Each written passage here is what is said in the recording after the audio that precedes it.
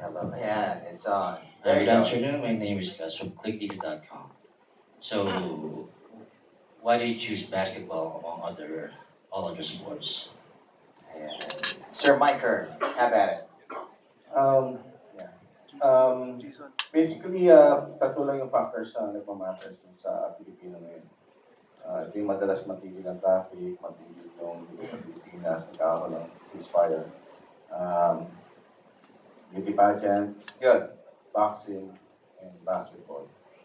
So, yung tatlong factors na yun, culturally connected sa Pilipino talaga.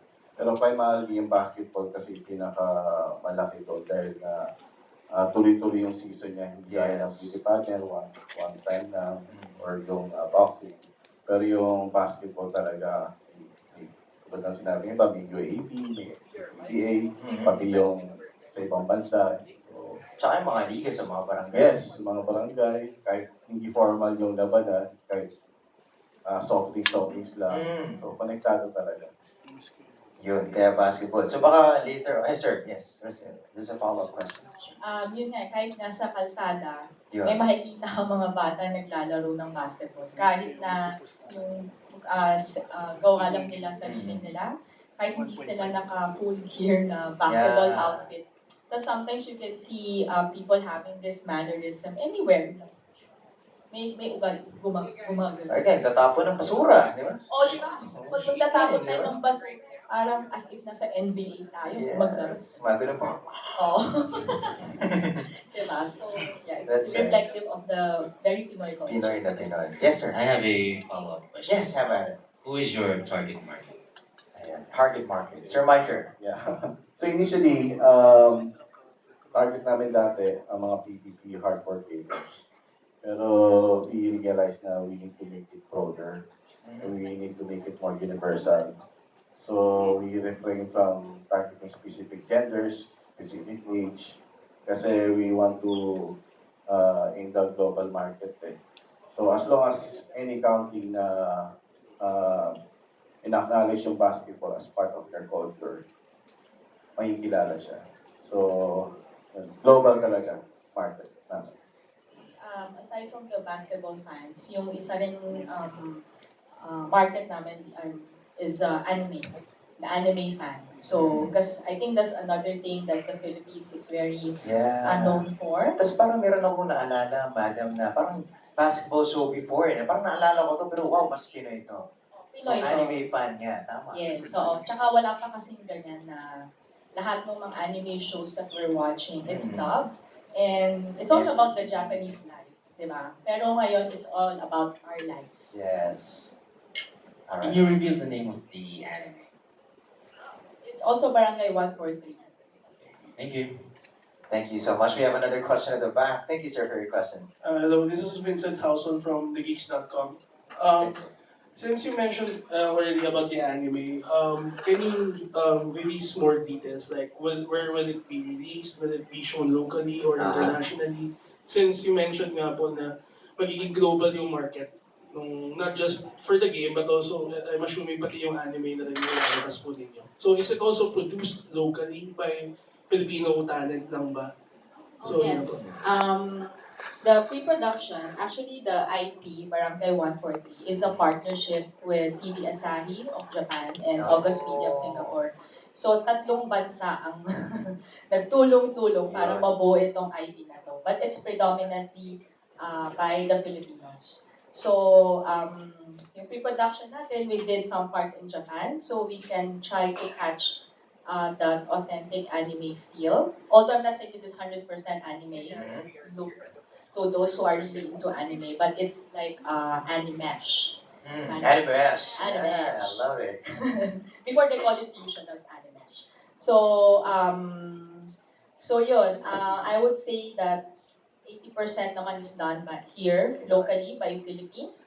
So you'll be very proud once you play the game and once you watch the show. You'll see how talented the Filipinos are. And it's really, when we're outside the market, what's nice is that the international audience, they really notice that the creative things that we do in the Philippines is very Any special. more questions for all our bloggers and friends from the press? Oh, there you go. We'll always come back to you anyways. Last one, will you be also doing other offline activities since this is Barangay 140 is a basketball game? Will we be expecting, let's say, for example, Barangay 143 basketball tournaments Yun. or mga basketball clinics in the future? Mga tunay na paliga. Yeah. Actually, yeah, we just sponsored the Basketball League of MMDA. It's called MMSF. It's still ongoing now. I think the championship is on November. So we're partners with the government in promoting Nice. sports. So if you check out our Facebook page, you'll see like almost every day we have winners for those who play their best in that game. Tapos meron silang Barangay 143 reward. So yun, that's like our CSR for the company. We want to promote sports. Pwede. Kaya pala may pulis doon, ha? Kasi pwedeng yung manalo sa liga, maging character ng bagong season or sa update ng Barangay 143, di ba? Pakita mo yung sarili mo, nasa Barangay 143, kaya sumali ka na ng liga, bro. Any other questions from the crowd? From this side, parang medyo tahimik tayo si Sir Lang yung nag-represent. Oh. Meron pa ba? Ay, ayun. Kunyari, dito ka galing. Lumipat ka lang dyan. Hi! I'm Jason Tech Motorsport. Alright. Just want to ask how much it costs and how many downloads are you targeting for the next couple of months? How much does it cost to download, you mean? Yes. It's free, right? The cost to download is zero because it's free. You can download the app without paying anything. In terms of the target of downloads, we're targeting 100,000 for the first 2 months, and then eventually hitting the million mark for within the next 6 months. Very good. Well, it sounds very achievable naman. It's a promising game. Anybody else? Oh, there you go. They're active now. Hi. I'm Jonathan from Quezon, Manila. Last year you released Barangay Basketball. Then this year Barangay 140. Ano yung pinagkaiba nila? Ayun pala. I mean, have na before na Barangay Basketball naman. Yeah. So Barangay Basketball was released last year, aiming to tell the story of Wax also. The gameplay is a little bit different because it's a lot of training from the masters. Eventually, we released it on beta stage so that we could get feedback from the players. What we got is the file size really hurt the app Oh. because it was like at around 150 to 180 MB, which kind of made it hard for our players to play it. Another key feedback we also got is local players here really wants PvP and the social mechanics. Whereas compared to Barangay Basketball, the first design, it was more of individualistic. Here we want to engage more on competitive gameplay since it's a basketball game anyway, and also to build on the social features as mentioned. So, and plus our file size right now is around 60 MB, so we really targeted it towards the local market, redesigned it for our players and the casual players to play. So it's lighter and more social.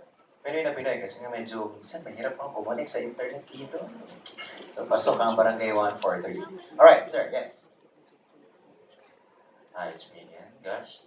I noticed the main character, the one in the red. It looks like there's a similarity with the character Rukawa. Is there a possibility that it's connected to that anime?